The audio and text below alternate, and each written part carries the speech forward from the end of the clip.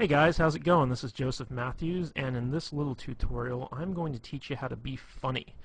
And it's actually going to be much easier than you think. These are just some simple tricks that I use to add humor to any interaction, and I know that they're going to work really well for you. Alright, so the first thing I want to talk about is how serious humor really is. You know, if you can't be funny when you're talking to someone, you really can't be all that interesting. The fact of the matter is, the funnier you are, the more fun you're going to be, and the more people want to hang out with you. So, you know, you need to be as funny as you possibly can in order to attract the most attention. But the thing is that you don't have to be funny all the time. You know, you just need to be funny when it's appropriate. And some well-placed laughter will bond a lot of good feelings to you from, you know, the people that you want to basically impress. So the first thing I want to talk about is how humor is really a sign of intelligence. You see, only smart people really know how to be funny on purpose, okay? And when you make people laugh, they subconsciously associate your ability to be humorous with a high intelligence. And this puts you in a position of authority. And this is really important because, you know, if people hold you in high regard, that gives you a higher social status. And we all know women are attracted to people with a high social status. It's in their nature. So the funnier you are, the higher you can raise your social standing in pretty much any situation you find yourself in. And here's another key that I really want to hammer home, and that's the idea that you don't have to be funny to be humorous. Don't worry about trying to be funny, okay? It really doesn't matter. A lot of what you say to be funny will not work, and the reason for that is that everyone has a different sense of humor, okay? Just being goofy and lighthearted will generate the same type of emotions that funny people do, even if you don't make people laugh, okay? The idea here is that you want to project the intent of being funny. So that kind of takes the pressure off in the sense that, you know, you don't have to actually perform. You don't actually have to make people laugh. You don't actually have to tell them good jokes. You just have to have the intention to make people laugh and make people have a good time, and they'll pick up on that and appreciate that. Another big thing is, I don't want you to be afraid to mess up, okay? Being funny is an art form. You won't always succeed, but that doesn't mean that you shouldn't try, okay?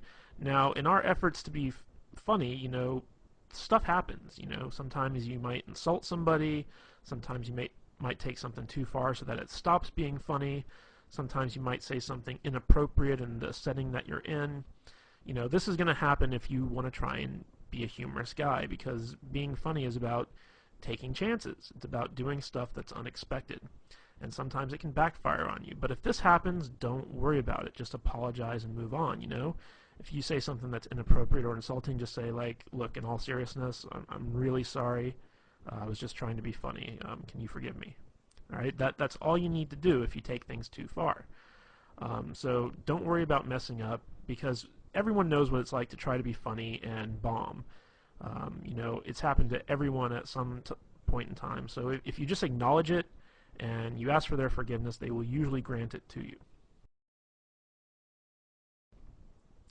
Okay, and another thing I want to point out is the fact that humor is not hard to do.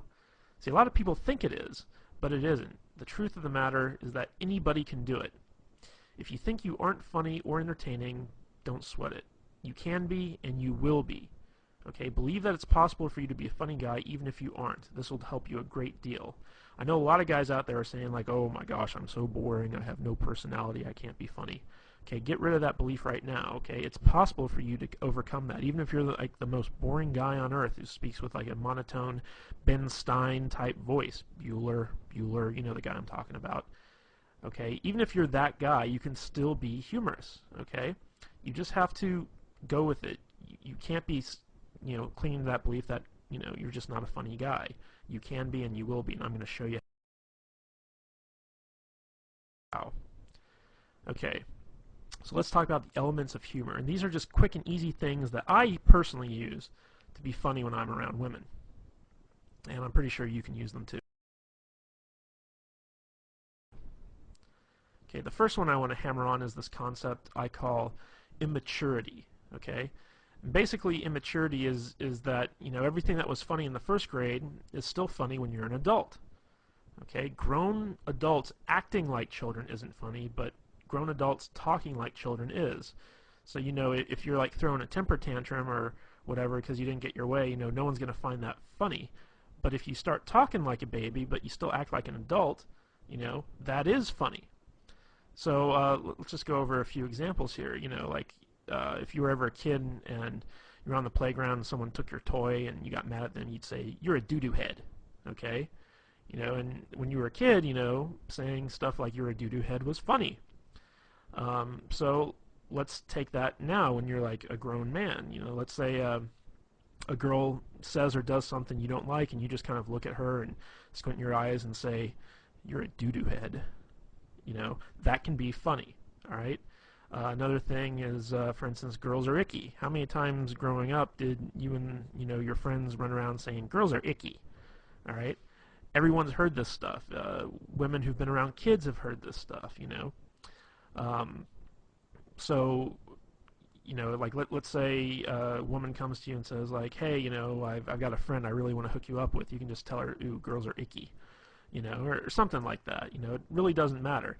You're just taking stuff that sounds immature and you're applying it to your grown-up adult persona. Another thing is you got cooties. Okay, that's a big kind of thing that immature kids run around talking about. So like let's say you're out on a date with a girl and she's having you're having dinner and she says, "Oh my God, the mashed potatoes are so good, you gotta try some." And she holds out her fork for you to like try a little bit of potatoes, and you just say, "Ooh, no, you got cooties." Stuff like that. Like it might not get like a big belly laugh. Sometimes it can be if it's unexpected, but most of the time, it's something that's like kind of fun and immature and humorous. So, again, we're creating these feelings that you're going to be a playful type guy when you act I shouldn't say when you talk immature. All right, the next concept I have, I couldn't think of a really good way to kind of encapsulate this with a word, so I call it going plaid. And this is really a lame Spaceballs reference. If you've ever seen the movie Spaceballs, they have light speed, they have hyperspeed, and then they have plaid. And going plaid means that you're going so fast that you actually turn the color plaid, which is like a mishmash of all these different colors. And basically, I use this concept to explain that you take a complaint or a criticism that someone makes of you, and you own it. And then once you own it, you take it way further than anyone ever really expected you to, okay? So let me give you some examples of this. Let's say you're out with a girl and you say something kind of stupid, and she says, "Ugh, you're such a dork." But she says it in like a fun way. Like she doesn't really mean it. She just says, "Oh, you're such a dork." And you can respond to that by saying, "You're right. I am a dork. I'm the king of the dorks, as a matter of fact. We always get together once a year and have an election, and I've won like the past 12 dork years in a row. And wait till you see my massive Star Wars figurines collection back at home. It's going to make you so hot you won't be able to resist my dork-like charms." That's what I mean by going plaid, is you take something that could be considered something that's negative, and not only do you own it, but you take it to its most ridiculous extreme. So, let's say, you say something kind of funny, and a girl kind of says jokingly, "Oh my God, you're weird." Okay? And, you take that and you're like, "You're right, I'm the weirdest guy you're ever going to meet. In fact, I bottle my own urine and keep it in my refrigerator and label it based on, the time of day and, what month it was."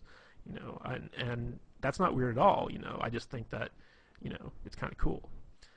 So you take stuff and you bring it to an extreme, and maybe the urine thing, I just did that off the top of my head. Maybe the urine thing was going a bit too far, but you see what I'm saying. If a girl says you're weird, you say, "You're right, I am weird, but you must be weird too because you're hanging out with me." You take it, you go to the extreme. Another one is when a girl says, "Oh my God, you're so mean." This will happen a lot if you do a lot of teasing. So if you're teasing a girl, she'll be like, "You're so mean. Why are you being mean to me?" And you just look at her and you just say, because I'm a mean person. Duh. I mean, what are you, stupid? Of course I'm mean. I'm the meanest guy you're ever gonna meet. You must be a masochist because when you hang out with me, I'm gonna be so mean to you. So that's what you gotta do when you go plaid. Is you gotta own the stuff that people say about you, and you gotta take it as far as you possibly can. Okay, the next kind of concept I want to talk about is dick and fart jokes, otherwise known as racy humor. Okay? Now, a lot of guys kind of shy away from this stuff, but you can't be afraid to joke about inappropriate stuff with women. Okay?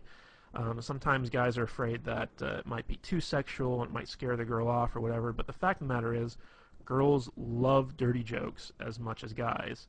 And, in the off chance that they don't, if it is inappropriate or it's not their type of humor, once you find that out, shy away from it. Don't do it again. But, you should always not be afraid to kind of go out and give it a try. So some of the things I like to kind of lump in with the whole dick and fart joke mentality is exaggerating what women, find attractive. Okay? So, like, let's say that women like tall guys. Okay? I'm not saying all women like tall guys, but let's say you meet a woman who does like tall guys, and you're like, oh my God, you're so into tall guys, like, you like the 8-foot giant people, everyone's a midget to you because you only like guys who are like 10 feet tall. That's what you can do, and you can point out like really tall guys and be like, you see that guy right there over there? Yeah, he's not tall enough for you. Okay, he could be like, a basketball player 8 feet tall. You'd be like, no, he's not tall enough for you. You like taller guys. You like taller guys than that. So take some stuff that women like and exaggerate it. Accuse them of being sexual deviants. This always works really, really well. I don't know why, but when you look at a girl and you start accusing her of being into like some crazy stuff, one of two things will either happen. She'll either completely deny it, in which case you take it further, or she'll play along with it, in which case you take it further. Okay, so let me think of an example of this. Just be like, you could look at her and be like, oh my God, look at you. Like, I bet you're like the type of girl who loves to be like tied up and spanked. Like that totally seems like your personality. Like you're the spanking girl. You just love to spank people. Or you could also take it and be like, oh my God, like you're such a dominatrix in training. Like I bet you have like a bunch of whips and chains at home, and you can't wait to get me home and violate me in all sorts of different weird ways. Like you're scaring me. Like I really don't want to hang out with you right now. Okay, like that's the type of stuff that I mean when you talk about accusing them of being sexual deviants. Another thing is talk about how they want to rape you or take advantage of you. Now, this is a little bit of a role reversal thing because a big fear that women have when they're dating guys is that they're going to be raped or they're going to be taken advantage of in some way. But you can actually use this to your advantage by turning it around and saying stuff like for instance, if she brings you a drink and you say like, you didn't slip a roofie in this, did you? Because the last thing I want to do is wake up in bed and find out that you completely took advantage of me. Or if she gives you a drink and you say like, are you trying to get me drunk? Because I'm not that type of guy. Stuff like that. You want to kind of accuse her of being the one trying to get you into bed, okay, or trying to take advantage of you in some way. And this is funny, but it also has like some underlying sexual tension aspects to it, which can be really fun. Another thing is to make fun of bodily noises. Like everyone thinks fart noises are funny, and you can just sit there and be like, with your mouth just go, and then accuse her of being farting. Just look at her and be like, ew, I can't believe you, ew, it's funny because it's obvious you're the one doing it, but you're accusing her, so it gets some laughs. And the last one is to accuse women of having outrageous fetishes. Okay, and this is stuff that where you take the most mundane thing and you turn it into a fetish. Okay, so for instance, like let's say that you're talking to a girl and she's complaining about having to go to the optometrist to get her eyes examined, and you can say something like, you don't fool me, I know your secret, you have an optometrist fetish, like you have optometrist porn at home that you secretly jerk off to, and you can't wait to go to the optometrist because like you're in love with the optometrist. You take mundane stuff and turn it into a fetish. Like, lots of girls love to shop for shoes. So you say, like, oh my God, you have such a shoe fetish. Like, if those shoes were like a man, you'd totally have sex with them. That's what I mean by turning stuff into outrageous fetishes. Okay, recall humor. Recall humor is basically taking what was funny once and continue to have it be funny again. And this is really where inside jokes come from. So basically, take something that you both thought was funny, that you both laughed at, and reference it again whenever you want it to be funny again. Let me give you some examples of this from my own life. There's a TV show on USA Network. It's called Psych, and it's about this guy who pretends to be a psychic and helps the police solve murders or whatever. And there's a lot of really funny lines in this show. And me and a girl, she used to come over to my place and watch the show with me because I got her into it. And there was one episode where there was a line that the main character used, and he basically said, "Are you a fan of delicious flavor?" And me saying it right now, it's not all that funny, but in context, it really was. So me and the girl laughed really hard at that. And so every time I'd call her up, I'd start off the conversation by saying, "Hey, are you a fan of delicious flavor?" And she'd of course say, "Yes, I am." And I'd be like, "Well, then I got a treat for you." And then I'd talk about something cool that we were going to do. So that's a good example of recall humor, where you take an experience that the two of you shared, the two of you had a really good laugh at, and then you bring it up and you apply it to other stuff. Another example of this is if you've ever seen the movie Forgetting Sarah Marshall, which is kind of this romantic comedy. There's a part in there where this guy basically meets this other guy. He's British, and he says, "You sound like you're from London." He kind of does this impersonation of like a British accent and says, "You sound like you're from London." And I went to go see this movie with a girl, and it was out in the theaters. And this girl couldn't stop laughing when the character said that. She just thought it was the funniest thing in the world. So every time I'd get together with her thereafter, one of the first things out of my mouth is I'd look at her and I'd say, "You sound like you're from London." And she'd just start laughing and she'd smile and stuff like that. And it was fun. It was recall humor. But it doesn't always have to be like, lines from TV shows or movies or something like that. It could be something that someone said. And it doesn't even have to be all that funny. Like, for instance, I used to date this girl, and she would have to work in the morning, so she couldn't, stay out too late or whatever. So basically, by 10 o'clock or what have you, she'd have to be at home and in bed. And she used to say, that, if she doesn't get home in time, she's going to turn into a pumpkin. So I would use that. And whenever we were out, I'd look at the time and say, uh-oh, you're only a couple minutes away from turning into a pumpkin, or something along those lines. And it was, it's this kind of fun thing where you have this inside joke that, no one else really gets except the two of you, because you're the only ones that really experience that. So if you've ever had that experience with a girl, be sure to call it back up and use it when you need to. Okay, the next thing I want to talk about is ambivalence, and this is actually one of my favorite ways to be funny, basically. And what ambivalence is it's basically you look forward to something bad happening, or you take pleasure in someone else's misfortune, and you're also kind of unresponsive to bad things. And the reason that this works is because these types of reactions are really shocking and surprising, and because they're so unexpected, they are therefore funny. I'm going to use an example of this. If you've ever seen the movie Private Parts by Howard Stern, there's a whole scene in there where he talks about being in Vietnam and thinking it's unfair that that they miscounted the number of confirmed kills he got, because what he did was he went and he found a school full of Vietnamese children, threw a grenade in there and killed like 80 of them. And when his sergeant, came to count the bodies, he said, Private Stern, these are kids. That counts as one kill. So, this kind of horrible story about, going to a school and killing like 80 children, and being upset that it only counts as like one kill, That's an example of ambivalence. You know, you're taking this horrible, horrible act in wartime, no less, and bragging about it and being upset that you didn't get credit for killing all those children. So that's kind of an example of ambivalence where you take something bad and you actually kind of take some type of delight in it. So a little bit of a better example of this, like let's say you're talking to a girl and she's complaining about how she works really hard but she never has any money. She's like, oh, I'm so poor.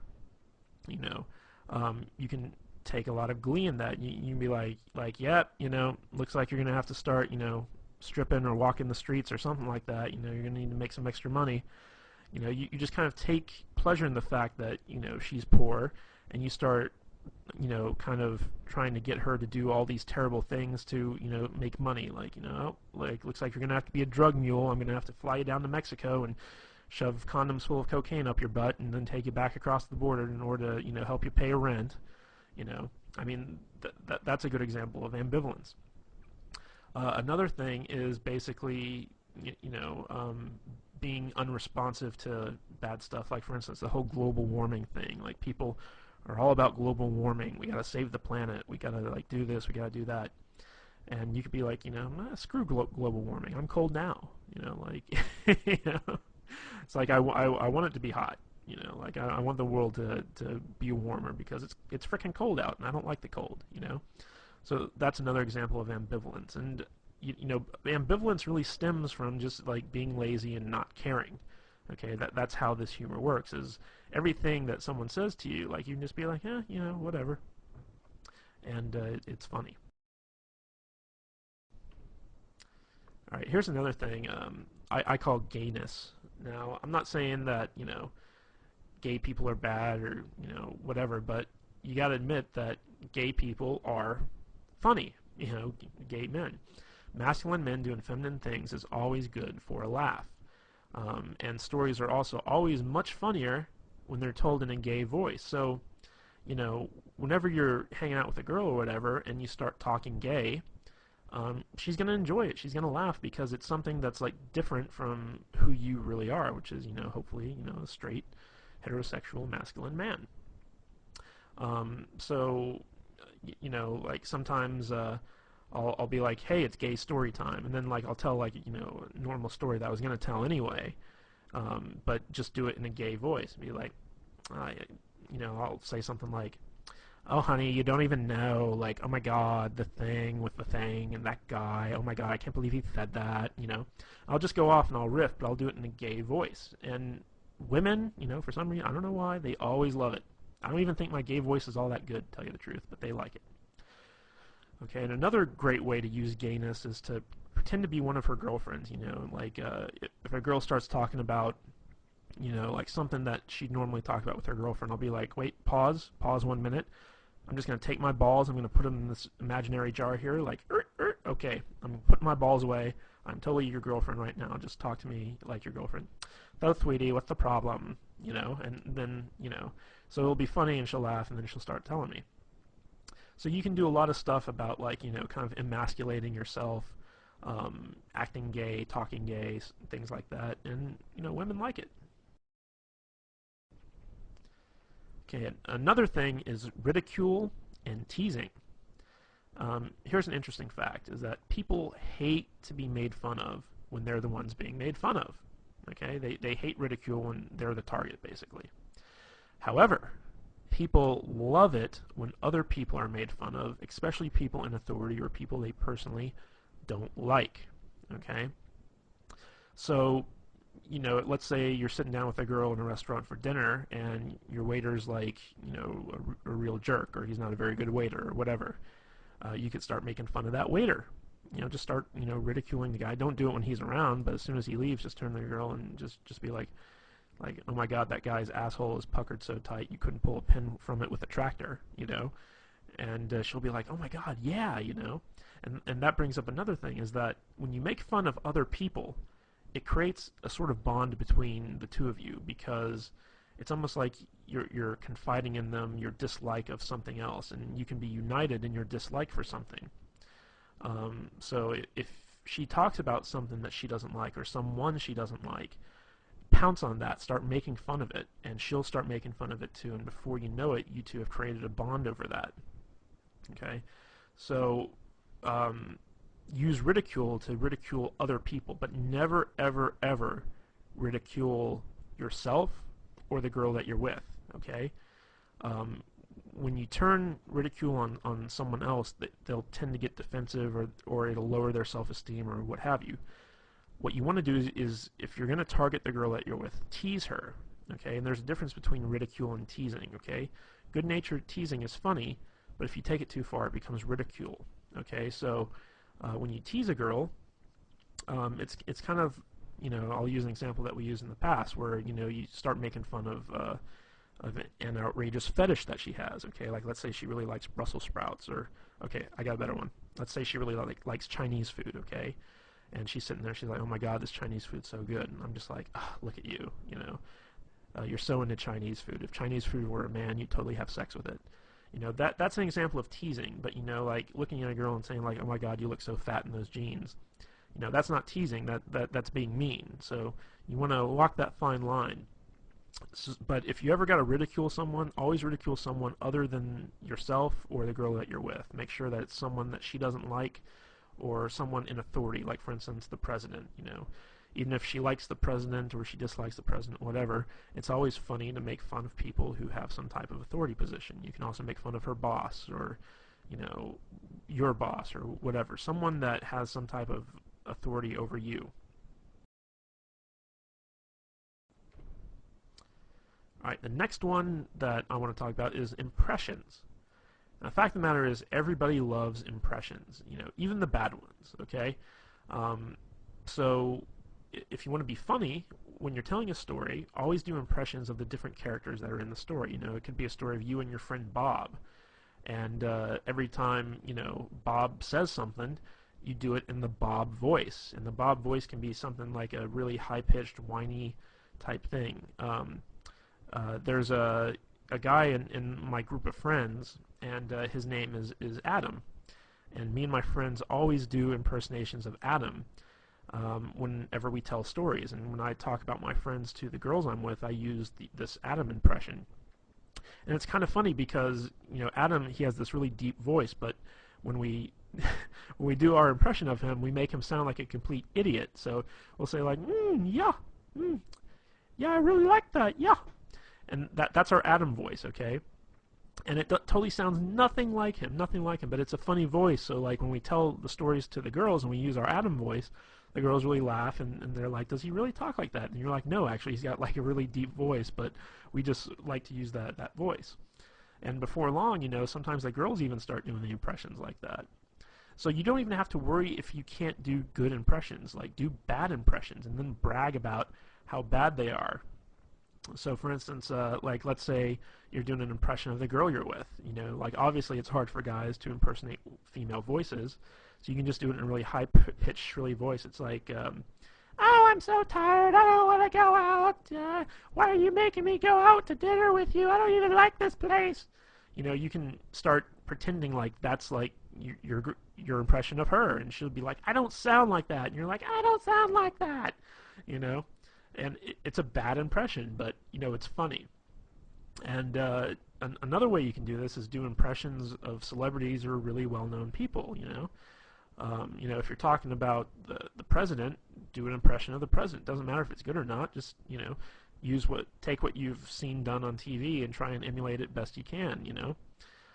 People really respond well to impressions because it's kind of like this theatrical performance. Even if it's not very good, like you're creating a whole new character that they can get into.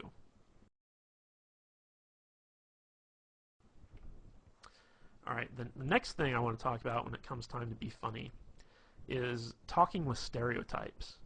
Now, all stereotypes are funny because there's always some measure of truth to them.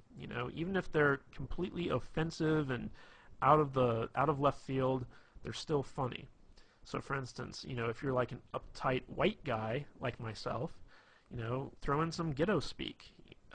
When I meet up with a girl, like if I call her up on the phone, one of the first things out of my mouth is sometimes, hey, what's the dealio? you know. I don't really talk like that. I don't say like, what's the dealio, you know, like it doesn't sound right coming out of my mouth.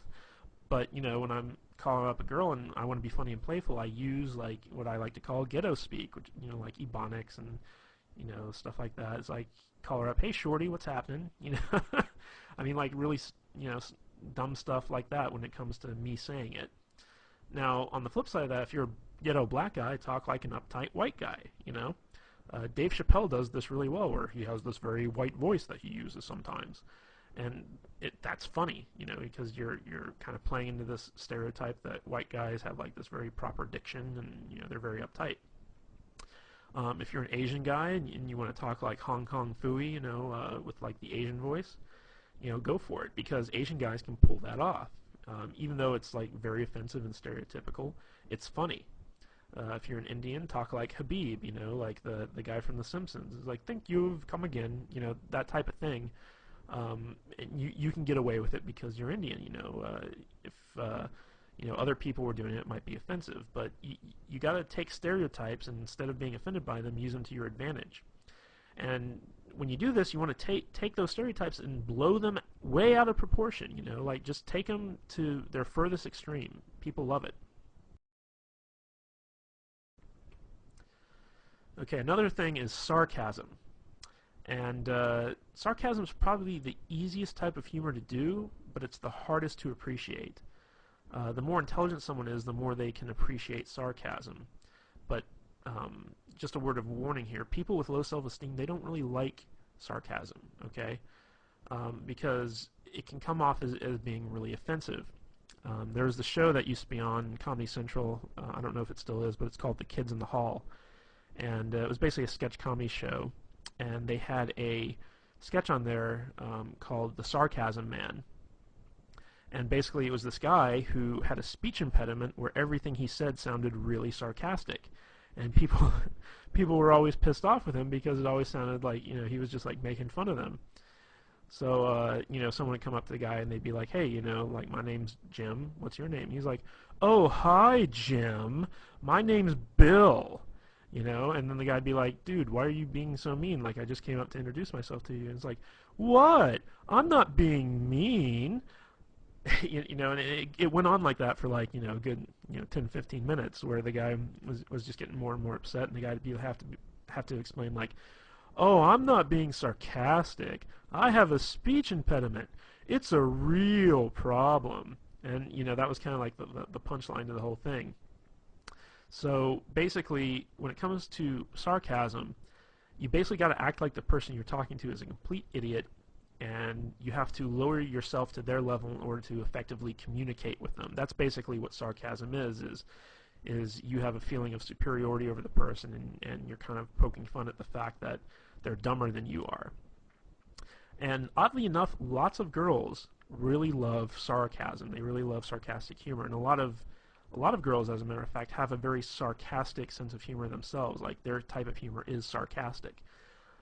So if you're a guy, you tend to gotta put up with a lot of sarcastic women. So, and another thing I just want to point out is a lot of the stuff I've been going through with you guys with so far in this presentation is stuff I've learned from women. Like, this is all humor that I've gotten from girls that, you know, made me laugh. And I kind of sat down and was like, what is it they do that's funny? And it's very easy for like a girl to act like, you know, she's better than you and she's smarter than you, and she's got to talk down to you in order to do that.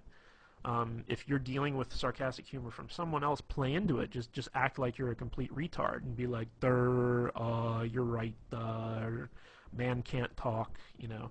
Just go with it. If someone's kind of treating you like that, take it to its, you know, logical extreme. When you're dealing with someone who's sarcastic, you can pull the sarcastic humor all you want. But if you're dealing with someone who's not sarcastic, who has, you know, low self-esteem, who's kind of like sweet or whatever, you don't want to go the sarcastic route. Okay, another thing I love to do is use nicknames. Nicknames can be a lot of fun, and they can be really funny. And the more ridiculous the nickname, the better. One of the cool things about nicknames is that it really does create a bond between two people, because when you name something, you imply a certain sense of ownership, and it also becomes a type of inside joke between the two of you. A good example of this is one time I started dating this girl. Her name was Katie, and her email address was something like Goofy Kate, 123 or something like that. And when I got emails from her, it was always, from this Goofy Kate email address, so I just started calling her Goofy Kate, and eventually that got shortened to Goofy. And every time I'd see her, I'd be like, "Hey, what's up, Goofy?" And she'd laugh and whatever. But um, to me and her, it was, she was Goofy. That was her name. There was another girl I met where I used to call her Fuzzy Bunny. I don't even remember why. I just called her like Fuzzy Bunny for no real good reason, but that name kind of stuck. She was my little Fuzzy Bunny. And as long as like you're not calling women like really offensive names, like bitch, slut, hoe, even though I have had girls who I nicknamed that never to their face, but whatever. You kind of have this kind of endearing inside joke. And whenever you're in a relationship with someone, eventually nicknames like kind of pop up. So it's always good to kind of like be the first one to go out there and do that and start referring to them in that sense. All right, bad jokes. Good jokes are hard. Bad jokes are easy. That's just the long and short of it right there. So if you're going to tell jokes, don't even try to tell good jokes. Just use bad jokes because they're easy. You can go online and find like a billion bad jokes. Word of wisdom, though, the shorter the jokes are, the better. Okay, and remember our little talk on immaturity a little bit earlier. First grade humor is always funny, and so if use bad jokes that would make like a kindergartner laugh. Now it might not get you an actual laugh from the girl, but it doesn't matter because it's a playful thing. It's fun, and you can also turn it into a game. So, for instance, you just look at her like if there's a lull in the conversation or whatever, you could just say, "Hey, why'd the monkey fall out of the tree?" And she'd be like, "I don't know." And you're like, "'Cause it's dead, duh." I mean that's a bad joke, but it's just something funny. And then you can be like, "Okay, your turn. It's your turn to tell me a joke." And then she tells you a joke, and it can be a good joke or a bad joke or whatever. And then like the idea is like in the game, who can tell the worst joke.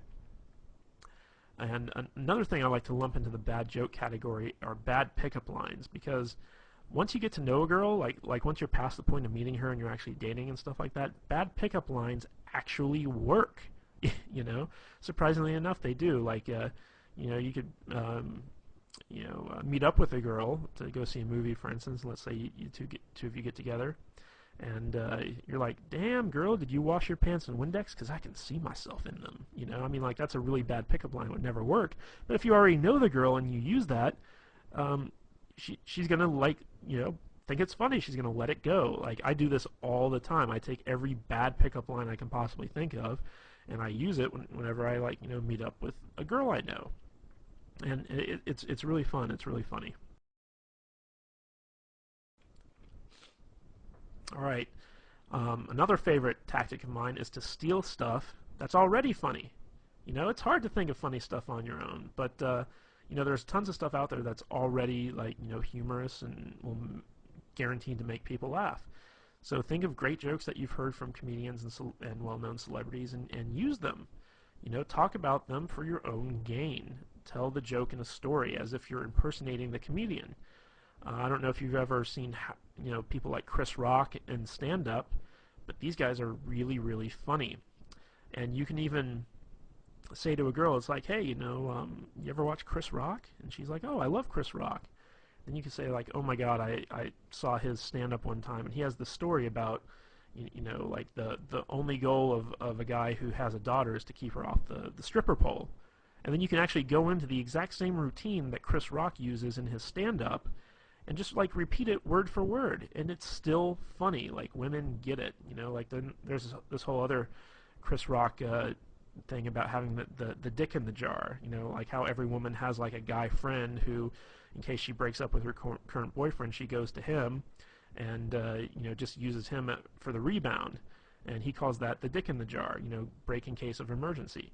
So I love Chris Rock stuff, so I have a lot of his stuff kind of memorized so that if there's a lull in the conversation or I want to make the girl laugh or talk about something funny or take the conversation in a new direction, I can just pull out, something I love from Chris Rock, Dave Chappelle, Robin Williams, whoever, and just start, reciting it word for word, and maybe even do an impression of them while I'm doing it. So steal stuff that's already funny. It works really good. Okay, now let's talk about self-depreciation. Okay, this is the type of humor where you're basically making fun of yourself. And of course, people love ridicule as long as it's not directed at them. Now, self-depreciation humor actually does a lot of good things on your behalf, because if you're able to be self-depreciating, it shows that you're cool, because you can poke fun at yourself and not get upset. And women really like it when a guy has the ability to kind of make fun of himself, because it shows that he's not pompous, that he doesn't have hubris, and that he's confident enough to kind of take a licking and not kind of get angry or upset. Because whenever someone gets made fun of and they get upset about it, it shows that there's some type of problem with their self-esteem. So people with low self-esteem can't tolerate being made fun of. So if you can tolerate being made fun of, and in fact you make fun of yourself, that shows that you have some measure of confidence and that you're a cool guy. Now, on the flip side of this, it's also a great defense mechanism. So like, let's say someone criticizes you, or whatever. Let's say you're out on a date and you have a run-in with some dude, and he starts making fun of you or criticizing you in some respect. What you can do is you can agree with whoever it is that's criticizing you, and then take it to a ridiculous extreme. This is really important, because this is where the humor comes in, but it's also a good way to deflect whatever criticism someone is heaping on you. So let's say you run into some guy and he wants your chick or whatever, and he's like, dude, you're a freaking loser. Like, what's she doing with a loser like you? And you're like, oh my God, yeah, you're so right. Like, in a few months' time, I'm gonna be like shitting in a pickle jar. I just know it, but I can never really be as cool as you, man. Like, you're such a cool guy. Can you teach me how to not be a loser, please? Like, in fact, take my girl, please. Like, she needs to be with a winner like you. So basically what you're doing is you're agreeing with the guy, and you're taking it as far as it can possibly go, but in a way you're deflecting that criticism, and you're making him seem like a tool, all through the use of self-depreciation. Now, this can also be used to kind of diffuse a mistake or something that you did wrong. So like, let's say that you made a mistake or you did something stupid. You can use self-depreciation to make light of it and then diffuse the awkwardness. So let's say let me give you an example. One time I was out on a date and I accidentally farted, and it was very, very embarrassing. And it was one of those farts where, like, you heard it. It happened. It was there, and it was obvious that I did it. And I just looked at her and I just said, "Oh my God, I totally just farted. I'm so sorry. I've been eating a lot of red meat too, so it's going to be a really nasty one. So hold your nose. Go on, plug it up. Hold your nose. If you smell this, you'll break up with me. I just know it. It's the type of fart that could end a marriage." I basically pointed out the fart, and I just let it go and wouldn't let go of it. I took it to the extreme. I was just like, oh, it's going to be so nasty. Like, I've been eating all the wrong food. It's going to be disgusting. You're going to break up with me because it smells so bad. It's just terrible. And so, like, I turned what was really kind of an awkward situation to something where she just couldn't stop laughing, And again, that was that kind of led into some recall humor later on, where it was like the fart that would end a marriage. And, she'd say stuff like, like, well, you farted in front of me and I still didn't break up with you. And I'd be like, oh, yeah, what's wrong with you? So you can use stuff like that. And I want to make the point that if you use self-depreciation, don't use it to point out your own flaws or harp on your own insecurities. A lot of guys will try and use self-depreciating humor to kind of, diffuse stuff that they feel uncomfortable about. Like, let's say you have a big nose, and you make fun of yourself because you have the big nose. That's not a good thing, because what you're actually doing is you're highlighting stuff about yourself that's bad, and you think it's bad, and you don't want anyone else to think it's bad. However, by doing that, you're basically pointing out to everyone, hey, look at all the bad stuff about me. Even if they laugh at it, it's not good. So when you do use self-depreciation, only use it as either a defense mechanism or to diffuse some type of awkward situation. don't ever use it to point out the fact that, you have something wrong with you. Like, for instance, I'm not a very thin guy, I'm a little bit overweight. So when I'm out with a girl, I'd never start making fun of myself for being fat, because that's something that I don't want her to kind of harp on, I don't want her to glaze over it. Now, if someone else calls me fat, then I'll go along with it. I'll just be like, oh my God, you're so right. Like, I'm totally like one step away from being Jabba the Hutt, I'm going to need a slave girl really soon, So if someone else points it out, then that's when you use the self-depreciating humor, but you never bring it up on your own accord because you're insecure about it, okay? Most of the time, people won't even notice stuff that you're insecure about until you bring it up, and then they can start holding that against you because they know that, you're kind of wishy-washy on it. So, just as an aside, never use self-depreciation to point out your own flaws or harp on your own insecurities. But the biggest key to being funny is to have fun. If you have fun, the humor will come naturally, okay? If you're just able to sit back and relax, not worry about anything, not worry about censoring yourself, not worrying about messing up, you will naturally, if you're an intelligent person, which I'm fairly certain that you are, be a funny person. You'll pick up on stuff, you'll crack jokes, you'll have a good time. Remember, humor is all about feelings. It's not about really getting a response. It's not about making people laugh. It's about making people feel good. The better you can make people feel, the more they'll like you, and the more personality you'll display. Even if you're not a funny guy, just be super, super positive. People like positivity. And if you can mix that positivity in with some fun every once in a while, people will like you even more. So out of everything I told you about, if you can't even remember one of those little concepts about how to be funny, just have fun. The more fun you have, the more naturally funny you'll be, and the easier it'll be to make people laugh and have a good time with you. Alright guys, that's all I have for the video. I hope you really enjoyed this thing. Like I said, I got most of this material, most of these concepts from girls who use them on me. So this is stuff that I know for a fact girls respond to. I use all this stuff in every one of my interactions, and I always get a good response from it. So if you need to, watch this video as many times as you want, learn the concepts, and actually go out and start using them, and you'll be absolutely amazed to see the type of responses girls give you. Alright guys, this is Joseph Matthews, and I'll catch you later.